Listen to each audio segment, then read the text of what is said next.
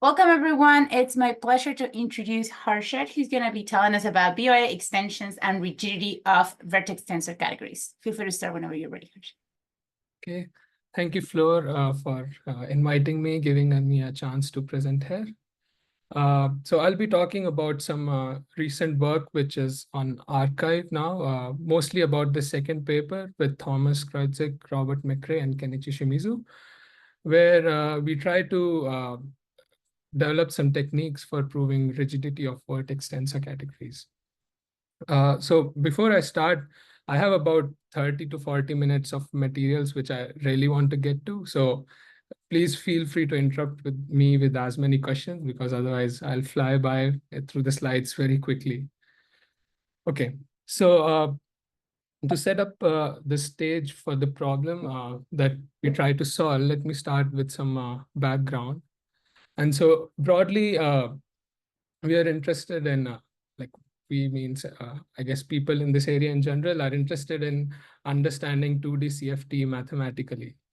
And in the beginnings, Moore and Seiberg, when they were trying to axiomatize rational conformal field theory, they observed that they made some observation about fusions of modules, and which are similar to the axioms of a modular tensor category.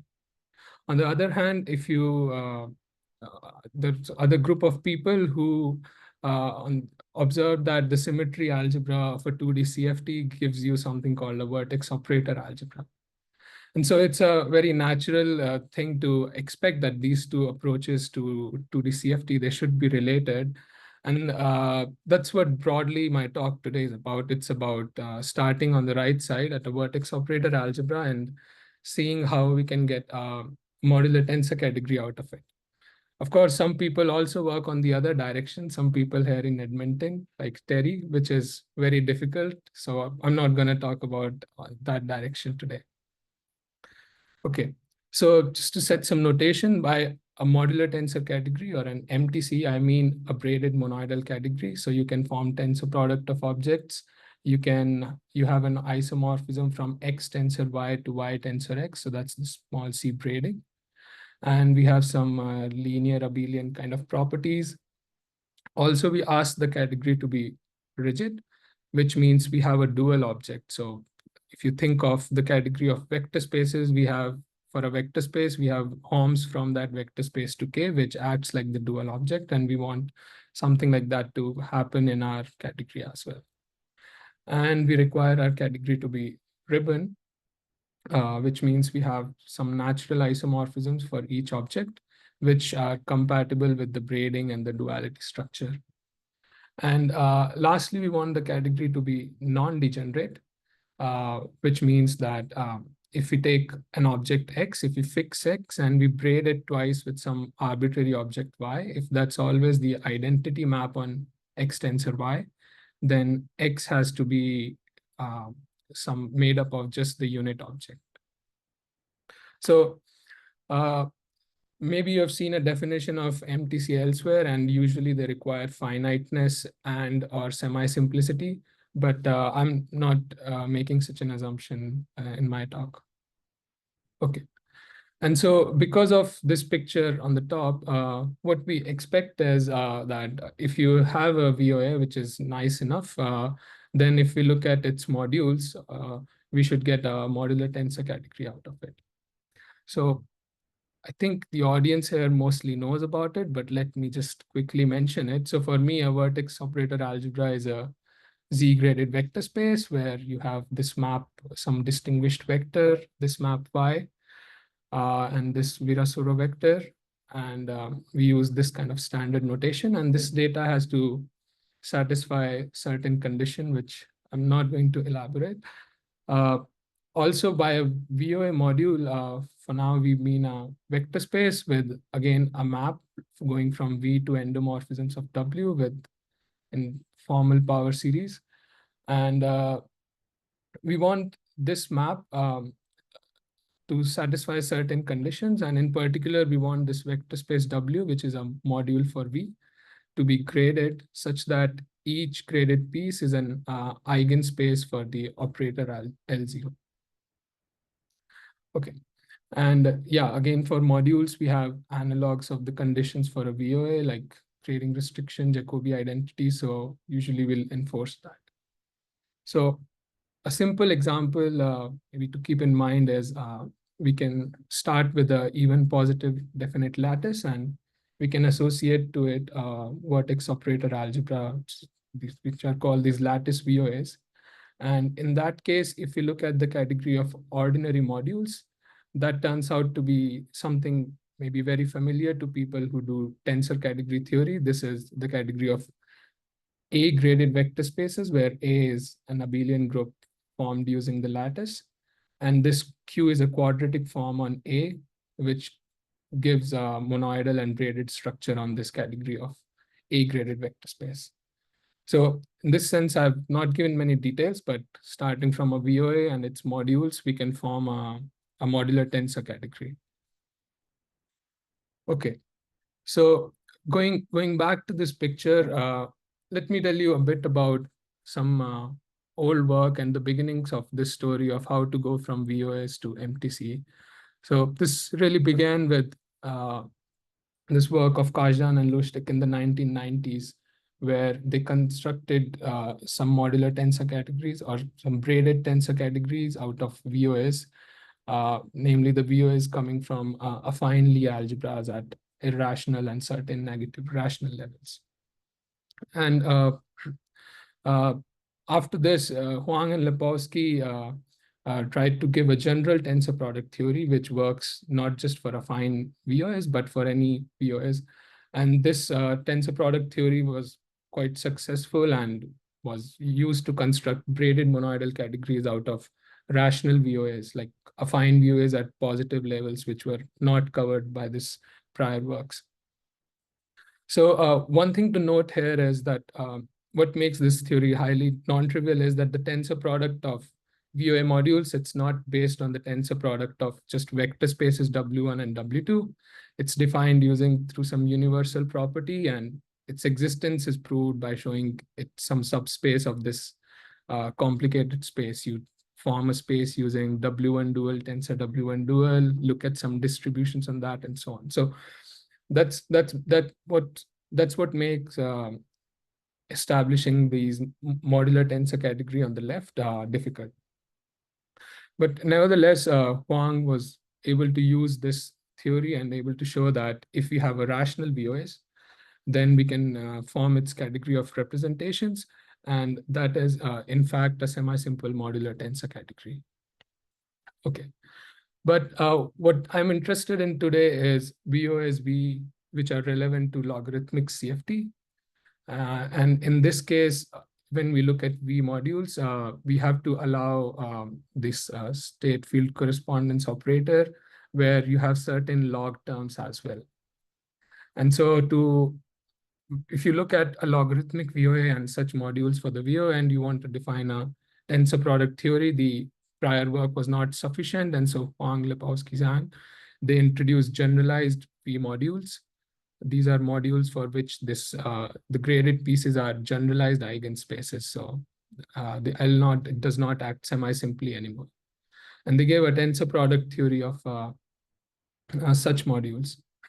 And so as a case which generalized the prior setting of rational VOS, we have the setting of so-called C2 cofinite VOS. And using this new tensor product theory using generalized modules, Huang showed that if you take a C2 cofinite VOS, we can get a braided monoidal category by looking at these generalized modules. And since then, there has been a lot of work. In particular, most of the VOAs we know are not C2 cofinite. If it's not rational, generally the VOA is not C2 cofinite as well. And we want to cover those examples as well. And for that, after years of work, and a second alternative has come, namely the category of C1 cofinite modules. And now we know that if you have a VOA, you can associate to it this category C1 cofinite modules, and under some relatively mild condition, you can check, you get braided monoidal category out of it. And in fact, it's conjectured by some experts I'm of course skipping many names, but in our paper, we make a big list of all the work done in the last 10 years. So please refer to that if you want a comprehensive list. But anyways, it's conjectured that now if you take a VOA, which is not too pathological, even if it's not C2 cofinite or rational, if you look at its category of C1 cofinite modules, you get a braided monoidal category. So the upshot is that because of this new tensor product theory and all the work done after that, we have a reasonable handle of getting just a braided monoidal category out of a VOA. And so the next challenge is proving rigidity. So if you recall the definition of MTC, we want to show its braided category, which is rigid. And so we know rigidity in some cases. So for instance, if we take a strongly rational VOA, then Wang proved that this category of V modules is rigid. In particular, it's modular. In fact, what happens is in this recent works in the last 5-10 years, when often once you have a handle of rigidity, proving that the category is ribbon or non-degenerate is relatively easier. So for example, this is in fact a theorem in the case when you assume V is C2 cofinite. So Robert McRae has proved that in the C2 cofinite case, if you prove you have a rigid category, it becomes automatically rigid and ribbon and non-degenerate. So therefore, rigidity is the key hurdle for now. So, but in fact, there are examples in where rigidity might not be Harshit, true. what all is included in your definition of ribbon? So ribbon means it's a rigid category where you have some map from X to X for every object, which respects the dual. So theta of X star is theta X dual. Okay, but if you have rigid for a VOA, then ribbon is automatic, right? Because you always have theta. Yes. So No, so what am I missing? We go back. So there are these two conditions. So this condition is always satisfied. The second one, theta. That's always there. Yeah. And this second condition, maybe it's obvious if you can show like your contra-gradient dual is actually the rigidity. Okay. But That's you have to say a few things. So the second one is automatic because we choose the ribbon structure to be coming from L0. Yeah. All right. Yeah, thank you for the question. And feel free to ask more questions. Okay, so right. So yeah, so I was saying that rigidity, in fact, there are examples of VOAs where you have representation categories which are not rigid. But there is a recently observed new or weaker form of rigidity which holds more generally. And this is called Grothendieck-Verdier duality. Namely, we call a category to be Grothendieck-Verdier if we have an anti-equivalence from the category to itself. So in terms of VOA, you can think like we have some analog of taking the contra-gradient dual of a module. And you have some distinguished object K inside the category so that this relation on Hom spaces holds. So if you take X tensor Y, Hom to K, that's same as Hom from X to dy. So this is like a slightly stronger version of saying that the tensor product of objects is right exact. So here we are asking that tensoring with X has a right adjoint, which is this functor D. But it says a bit more, namely we ask for D to be anti-equivalence. And in the particular case, when this object K, which is called the dualizing object, is just the unit object of your monoidal category, we call C R category. Okay. And so so let me also mention that we have this kind of inclusion. So rigid categories, they are always an R category or a GV category. Namely, if you start with a category where you know that for an object X, we have a dual X star, then you can define D to be the functor which takes X to X star. So we just want some analog of that which satisfies this condition, then it's Grothendieck-Verdier. So rigid sit inside R categories, which sit inside GV category. Okay, so this recent observation from 2021 is that if you have a VOA and you know that you get a braided monoidal category, which we have a handle by, for instance, taking the category of C1 cofinite modules, and it is closed under contragradient duals, then this category is in fact a ribbon GV category. So we have this notion of Grothendieck-Verdier duality, and it satisfies some additional condition, which we call ribbon GV category. And in particular, if the role of this object K is played by the contragradient dual of V. So if V is self-contragradient, then rep V is just a ribbon R category, which means this object K is isomorphic to the unit of rep V, which is V itself. Okay, so what we have now is that we have understanding then of monoidal structure, and we also we can assume that we have the category has a R category structure, because in many cases we are just interested in self-contragradient VOS. Okay, so the question becomes to prove rigidity of such a category. If you can prove, you already know a way of getting an R category out of V. Okay, so this for this we need to look at this idea of conformal extensions, where which is just a inclusion of VOS where the conformal vectors omega of the two VOS coincide. And if you have a conformal extension, you can relate the representation categories of V and W. Namely, we have this result improved by people over many years. So initially, Kirillov and Ostrich mentioned it in this paper, and then this was made more precise by Huang, Kirillov, Lepowski. Namely, by these three authors, Kreutzig, Kanade, and Mekre, they proved the certain equivalences established in the prior works were in fact monoidal equivalence and so on.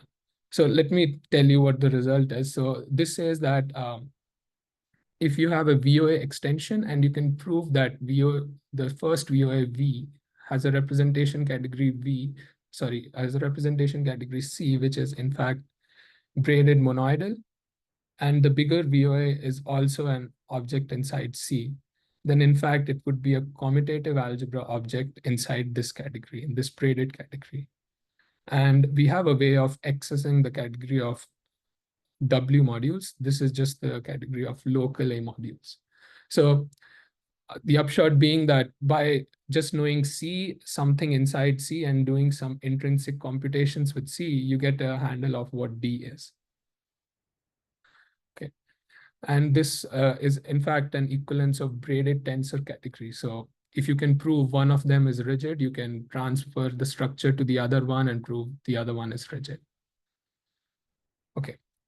So by the way, here by a local module, a module is just an object with the action of an algebra, and it's called local if we braid twice and then act, that's same as just directly acting.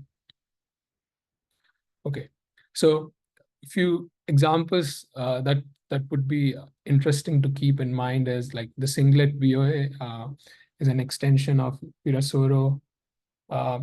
Also, the singlet VOA, it admits a free field realization, which gives an extension of embedding of this into a rank 1 Heisenberg VOA.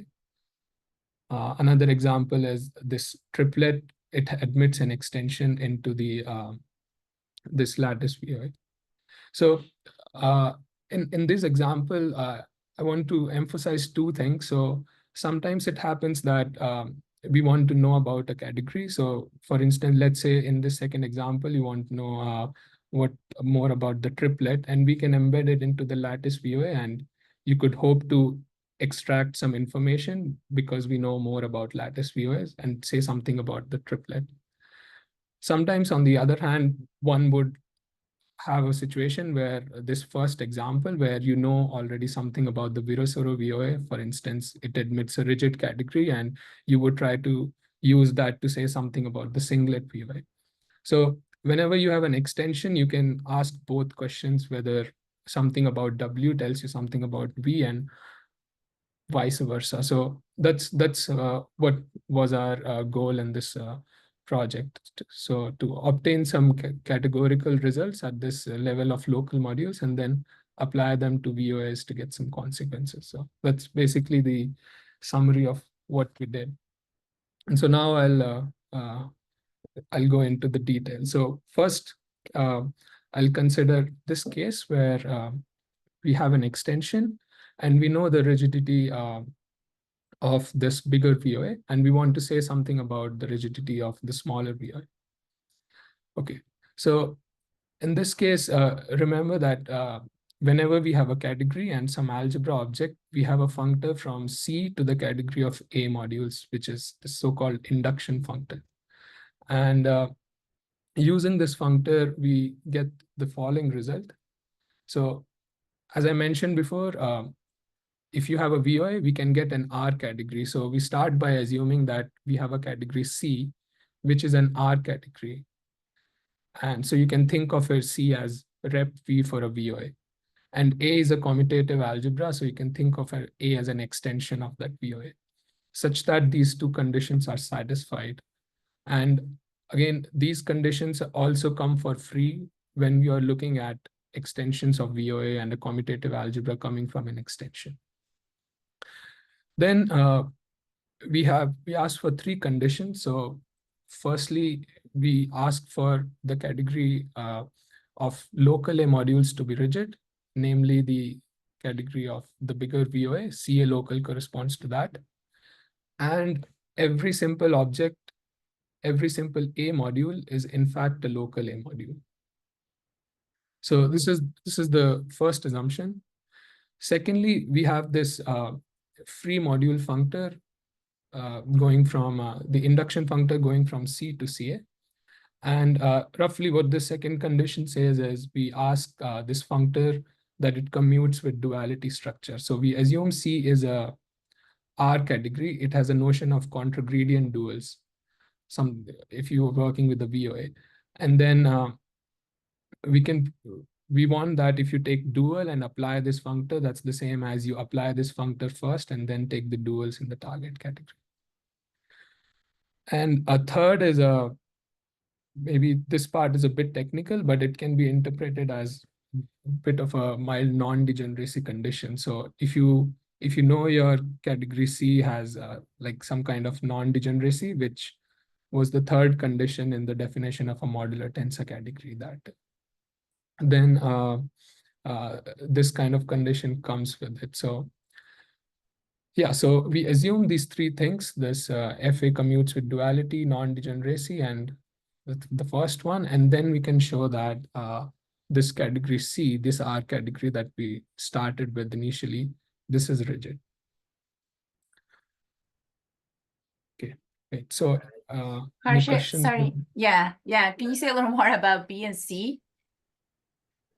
Right. So, okay. So I'll give a proof sketch. Maybe that will make it clear on the next slide. Thank you. Yeah. Sounds good. Thanks. Yeah, but yeah, so that'll make it clear why we need these assumptions if we want to prove the rigidity of C. Okay, so let me go to that. So before I go, so the first condition requires that CA local is rigid and every simple of CA is an object of CA local. So one remark about this. That condition is pretty strong, right? That every simple object of CA it's very strong condition, right? I mean, yeah, fairly strong. Yeah, it's a strong condition. It almost says that CA and CA loc are almost identical. And so, but the potential applications that Thomas and Robert, they have in mind, in that case, the algebra A is indecomposable as an object. It's indecomposable as a V module.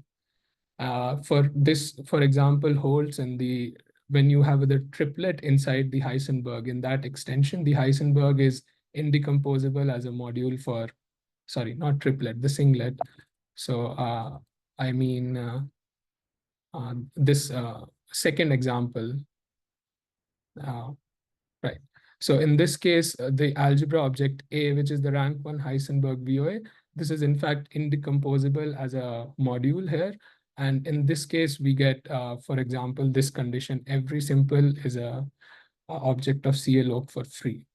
So we couldn't quite prove this as a categorical result, that if you take an indecomposable object, which is an algebra, then every A module is local. But yeah, my collaborators, they feel it should be true. And it's in fact true in the examples they want to use the theorem. Okay, so let me give a bit of a sketch of how to prove this. So firstly, we started with assuming that C is an R category and the square of twist is identity. So this is one of the intermediate categorical result. We prove that in such a case, you can prove that the category of A modules is also an R category. So it wasn't straightforward. It required like 5 to 6 pages. So, and this was crucial as well. So we get a compatible structure here. And this, when combined with our first assumption, we assume that CA local is rigid.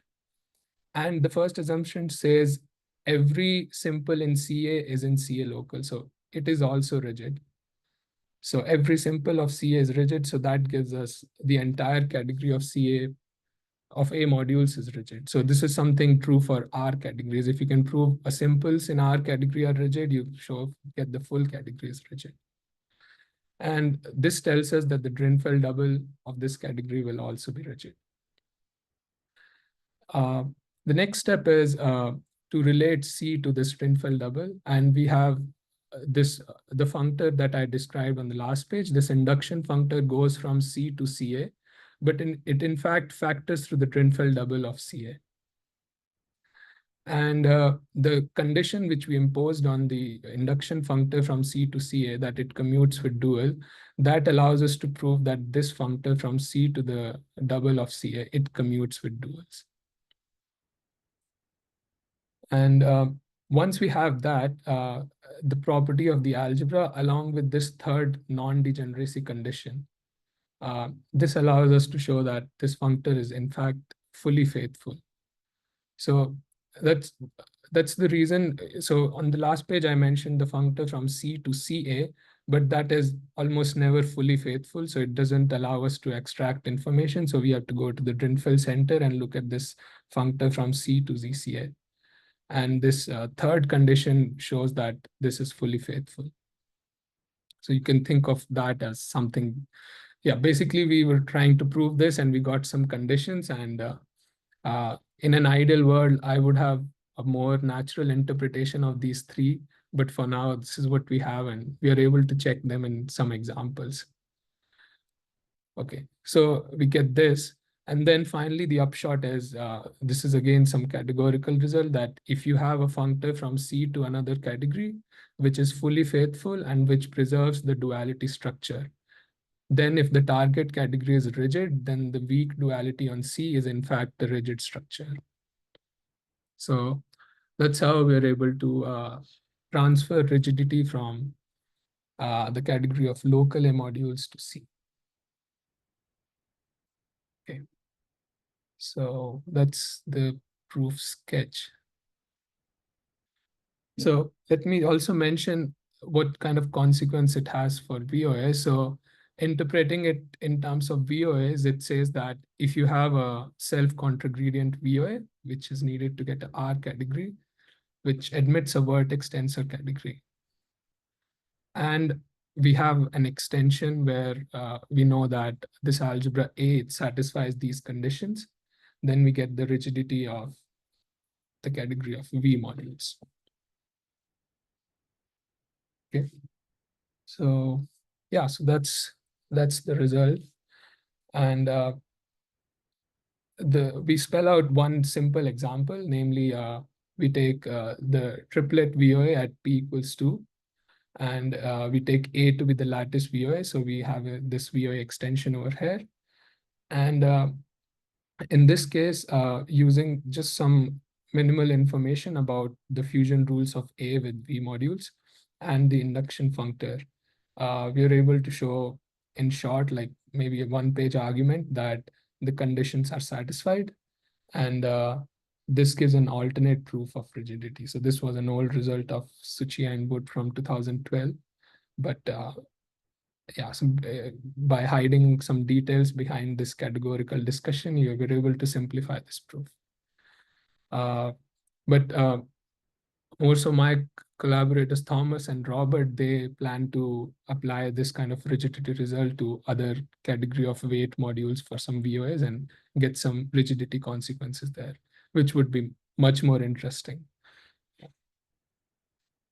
Okay, so that's all about this part about rigidity of the category C using local modules. If there are no questions, then I'll move on to the next topic. Oh, can I ask one quick question? Yes. So what about higher p-triplet case? Yeah, so that should also be able to, yeah, we should be able to work that out, but we don't do the details of that in our paper.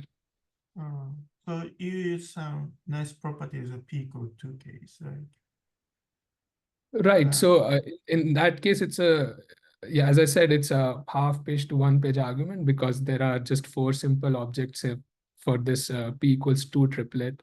And once you know the fusion, so the complication would be checking these conditions would become more difficult checking.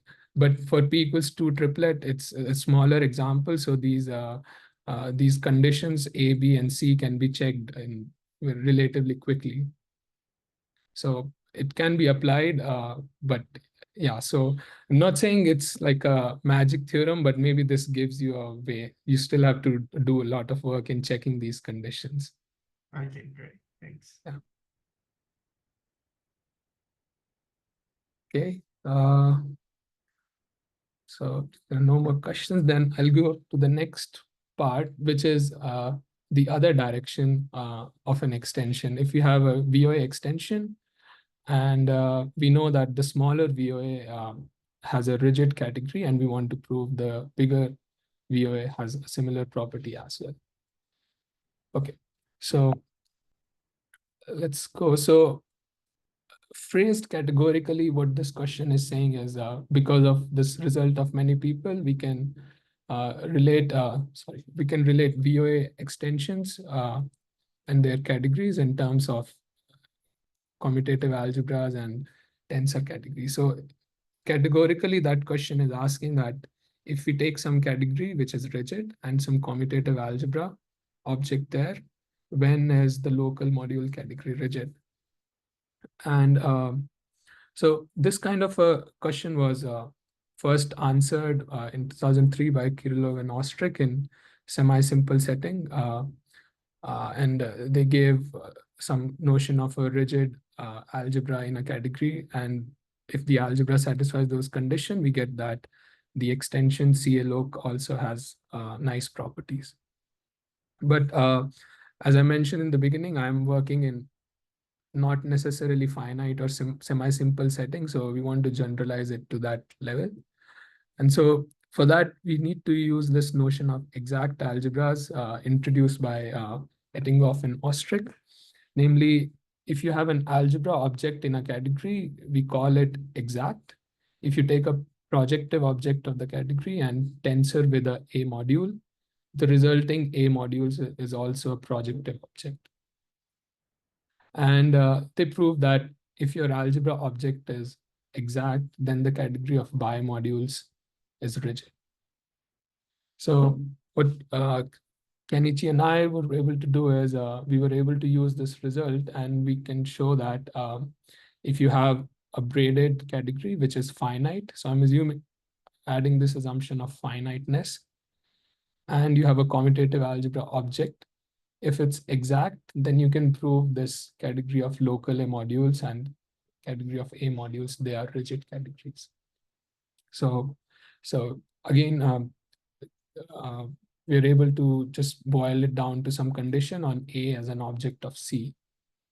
And then maybe from VOA point of view, the next 2 points are easier to show, but in general, one could ask if you have a tensor category when is it the local A modular category ribbon or a modular tensor category. So we also obtain some criteria for that. So if A has a trivial twist and the dual of A is inside the centralizer of CLOG, then it is ribbon, and a similar condition for MTC. Okay, but let me come back to VOS. Given an extension of VOS, what we are able to show in our paper is that this algebra object W, considered as an object inside rep V, it's an exact algebra. And that gives us this kind of consequence, namely, if we take an extension of strongly finite VOS, which means CFT type, semi-simple, self-contra gradient, and C2 cofinite. So if you have such an extension, then if you know the rigidity of the smaller category rep V, then you can prove the rigidity of rep W. And that's because we know the algebra object corresponding to W in rep V is exact. And then we use the previous result, the result on the previous slide, which shows exact algebra gives you this category of local modules, which is rigid. And in fact, more interestingly, if you additionally impose rationality, you're able to show that if V is rational, then the bigger VO is also rational. So this was a bit surprising when we first saw it, but because our categorical result just says that rep W is rigid, but once you know rep W is rigid, you can use some kind of an argument that the unit object of a rigid category is projective, then the category is semi-simple. So to conclude that the category of representations of W is also semi-simple, which means W is rational.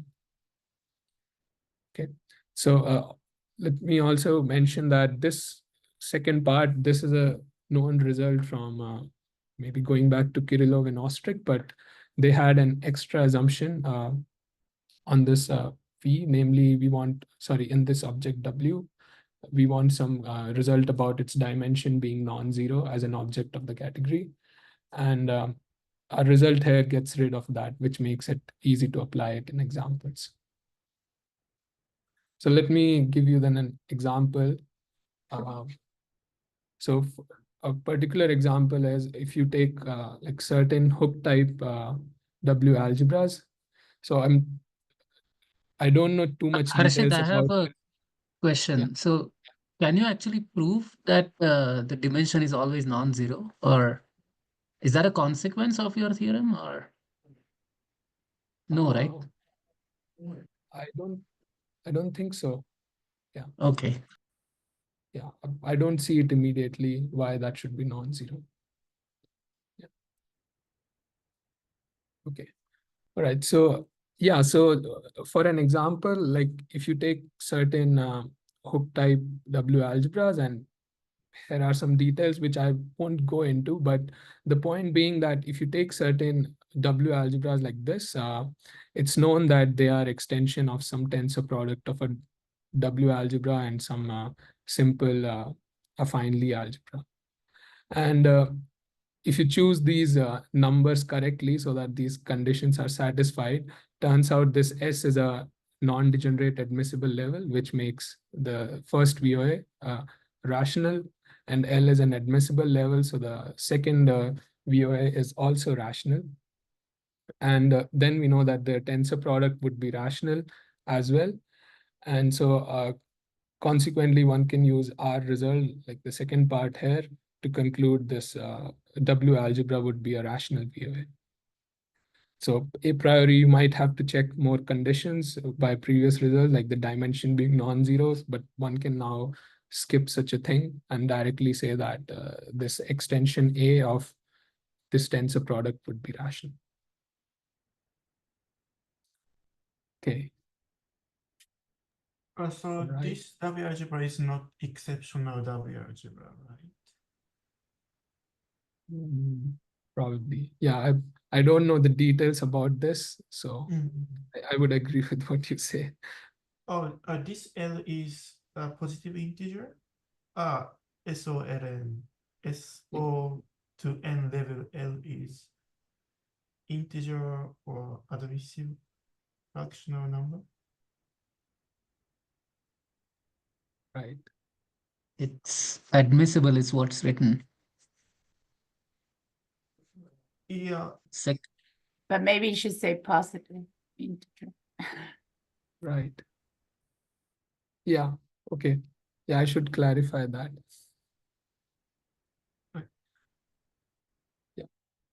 Anyway, so the point was you can find some examples where you apply, and some experts like Shigenori will be able to find some applications of what the right integer should be so that you can use a result like this. Okay. So yeah, so this was about the finite setting, but at the beginning of the talk, I mentioned I want to maybe consider even the infinite case where you don't have semi-simplicity. So the last part of my talk is some ongoing work with Kenichi Shimizu where you allow infinite categories as well. So more generally, it can happen that from V, we can form a category which is braided and rigid. But to ensure it's rigid, we have to allow certain finite objects in rep V. And so it could happen that you have an extension, but W is not an object in rep V, but in some int completion of that category because it's kind of an infinite extension. Okay. And in this case, usually what happens is that if you look at int C, it's very big and wild. And even if C is rigid, int C will no longer be rigid. And so to get a nice category out of an extension A, what we have to do is we have to look at the local A modules in int C and restrict to certain finitely generated local modules.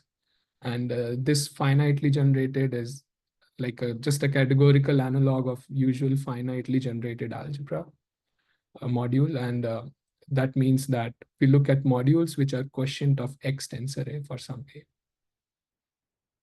Okay.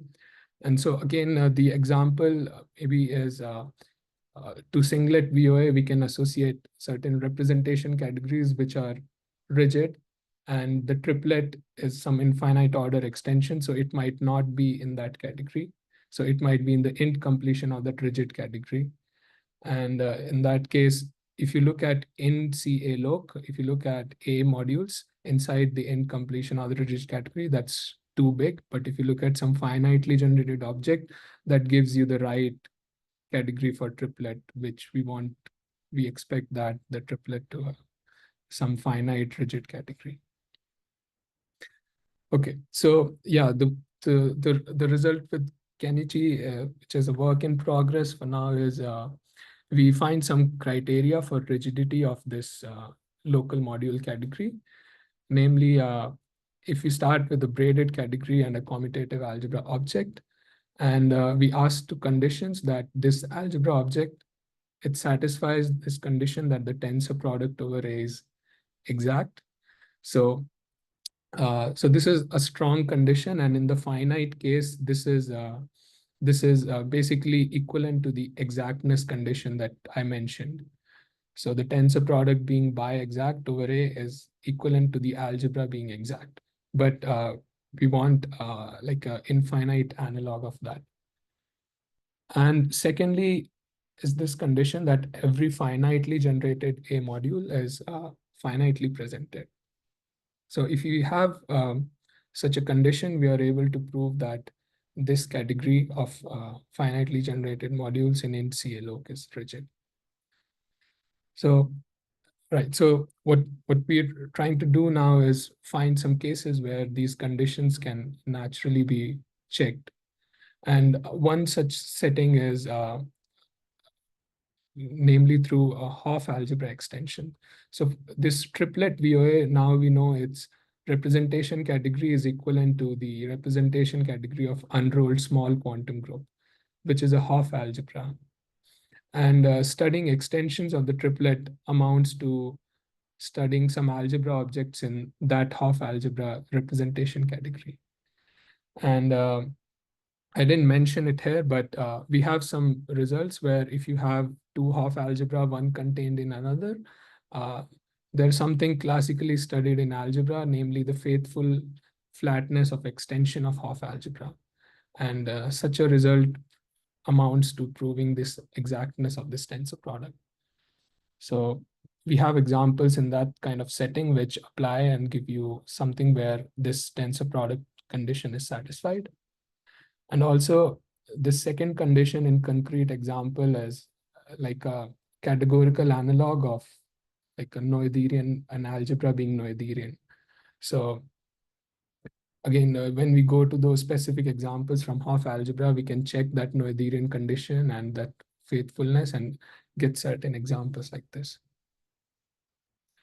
Okay, so I think one more thing I'll mention is that when the category is finite and the algebra object is inside C, not in the int completion, then this category of this complicated category just reduces to the local modules. And this result reduces to our previous result in the setting of finite tensor categories. Okay, so I think that's all I have today. Thank you. Thank you so much, Harshit. Let me stop the recording and we'll follow up with some more questions.